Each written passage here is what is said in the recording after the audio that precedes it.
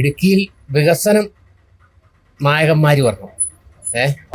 അല്ലാതെ നമുക്കൊരു പ്രയോജനമില്ലാത്ത ആൾക്കാരൊന്നും, കൃഷിക്കാർക്ക് ഒരു ഉപകാരവും ഇല്ല ഒരു സർക്കാരിനെ കൊണ്ട്. അതുപോലെ തന്നെ പട്ടയ പ്രശ്നം, ഞങ്ങൾക്ക് പട്ടയമില്ല.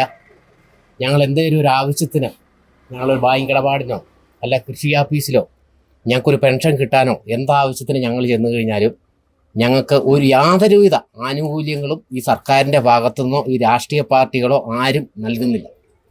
അത് ഞങ്ങൾക്ക് വളരെ ദുഃഖകരമായ ഒരു സത്യമാണ്.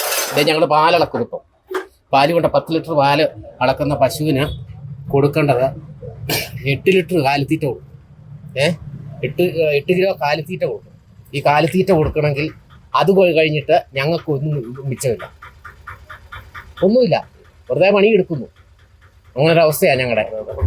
രാഷ്ട്രീയ സാഹചര്യത്തിൽ എന്താണ് ചെയ്യാൻ ഉദ്ദേശിക്കുന്നത്? വോട്ട് ചെയ്യാനോ ഉദ്ദേശിച്ചതോ ബഹിഷ്കരണമാണോ? അതോ ഇല്ല, ഞാൻ വോട്ട് ചെയ്യുന്നില്ല, ബഹിഷ്കരിക്കുക. കാരണം നമുക്ക് അതേ പറ്റുള്ളൂ. കാരണം ഞങ്ങൾക്കൊരു യാതൊരുവിധ ആനുകൂല്യം തരാത്തവർക്ക് നമ്മളെന്തിനാ വോട്ട് ചെയ്യുന്നത്? ഇതിന് പോയി അവിടെ ക്യൂ നിന്ന് വോട്ട് ചെയ്ത് ഈ വോട്ടർ പട്ടികയും പുതുക്കി വല്ല കാര്യമുണ്ടോ?